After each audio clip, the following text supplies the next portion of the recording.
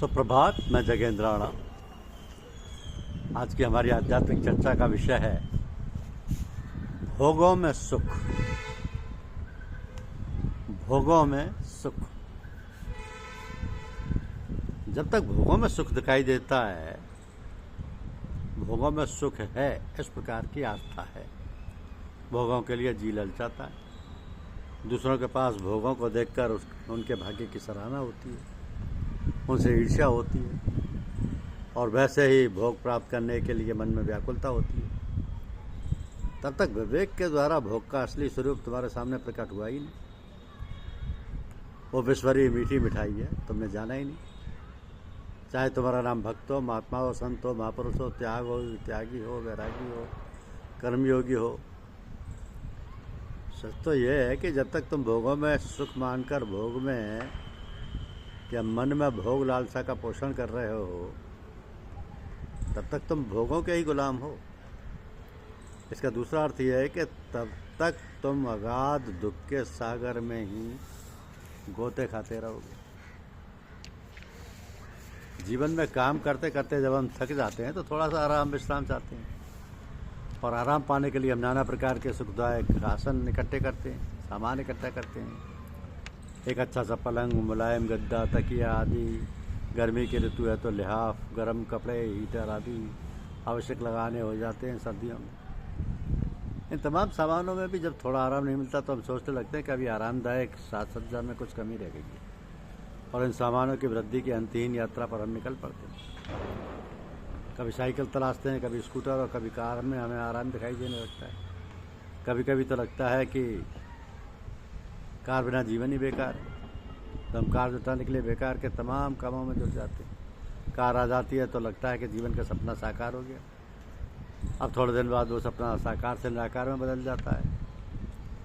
अब लगने लगता है कि कार तो है, किंतु लाल बत्ती के बिना बेकार है। जीवन नीरस हो जाता है। लाल बत्ती की कार के बिना जीवन ही बेकार लगने लगता है। तो अब लाल बत्ती की कार अर्थात मंत्री पद पाने के लिए दौड़ पड़ती है। चुनाव के चक्रव्यूह में न जाने किन किन के चरण चुम्बन करते हुए, मतदाता को माई बाप भगवान मानते हुए, वोट की भीख मांगते हुए भटकते हैं। यदि जीत गई तो लाल बत्ती की मृतृष्णा सत्ता के स्वर्ण सिंहासन की ओर पूछती है, और यदि हार गए तो हताशा निराशा के गर्त में डूब जाते हैं। तो ये थोड़ा आराम करने की ये भ्रामक यात्रा विषाद के भंवर में पड़ती चली जाती है।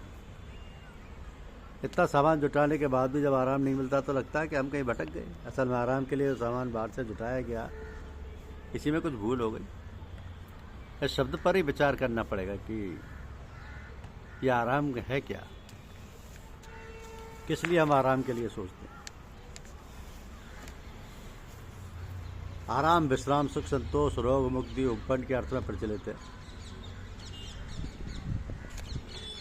हिंदी के अनुसार देखें तो आराम जैसे आजीवन, जीवन पर्यंत, आमरण, मृत्यु तक।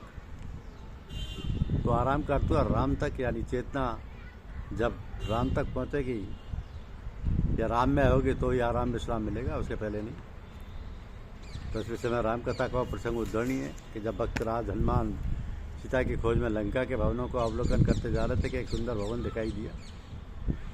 उसमें भगवान का मंदिर अलग से बना था। वहाँ नए नए तुलसी के पौधे लगे थे। भवन पर श्री राम के आयो धनुष बाण अंकित थे। लंका नगरी में इन उपकरण को देखकर हनुमान आश्चर्यचकित थे कि राक्षस नगरी में ये सज्जन पुरुष का निवास स्थान कैसे। तो मन में तरह तरह के तर्क उठने लगे। उसी समय विभीषण जी राम राम कहते हुए जागे।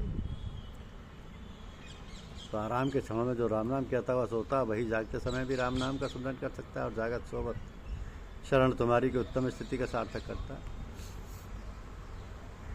अब जरा विचार करिए कि लंका नगरी अर्थात भोग भूमि, ऊपर से मध्य रात्रि का समय, भोगवादियों का भोग काल, और यात्रियों का और योगियों का योग काल अर्थात जप स्मरण का समय। तो भोग भूमि में मध्यरात्रि को राम नाम का सुमरन करने वाला कोई नाटकबाज नहीं हो सकता, क्योंकि प्रदर्शन तो किसी को लुभाने के लिए ही किया जाता है। इस सुनसान रात्रि में राम नाम सुमरन करके वह व्यक्ति किसको लुभाने का प्रयत्न कर सकता है। तो देखने वाला हो तब तो वो तो अपनी स्वाभाविक निद्रा में प्रभु का स्मरण कर रहा है। हनुमान ने राक्षस नगरी में विद्वान संत को पहचान लिया। परिचय किया और होने लगी दोनों भक्तों में भगवत चर्चा। अपनी अपनी दीनहीनता के ऊपर भगवत कृपा का वर्णन होने लगा। भगवान को भी अभिमान से, द्वेष और दैन्य से प्रेम है। तो दीनता की भक्तिमयी रसवत्ता में प्रेम की अमृतमयी कृपाधार प्रवाहित होने लगी। यही विधि कहत राम गुण ग्राम, पावा अनिर्वाच्य विश्राम। तो राम का गुणगान करते हुए, राम का सुमरन करते वो आराम विश्राम पाया जो वाणी के द्वारा व्यक्त नहीं किया जा सकता। वो आराम विश्राम राम में ही है, राम में ही है। चेतना के राम में हुए बिना उस आराम या विश्राम को नहीं पाया जा सकता। पूज्यपाद गोस्वामी तुलसीदास जी कहते हैं कि तब लगे कुशल न जीव कहूँ सपने मन विश्राम, जब लगे भजत न राम कहे शोक धाम तज का, शोक धाम तज का।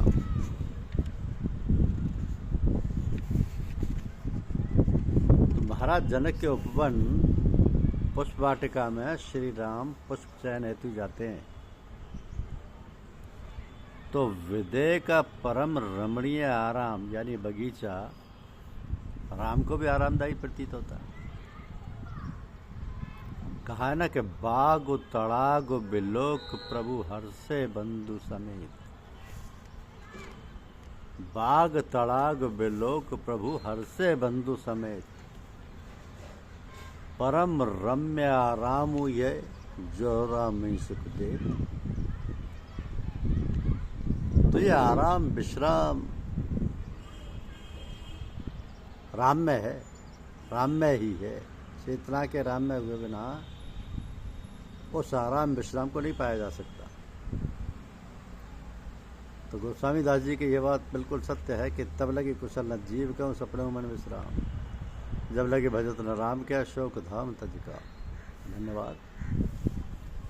YouTube चैनल को लाइक और सब्सक्राइब अवश्य कीजिए। शुक्रिया।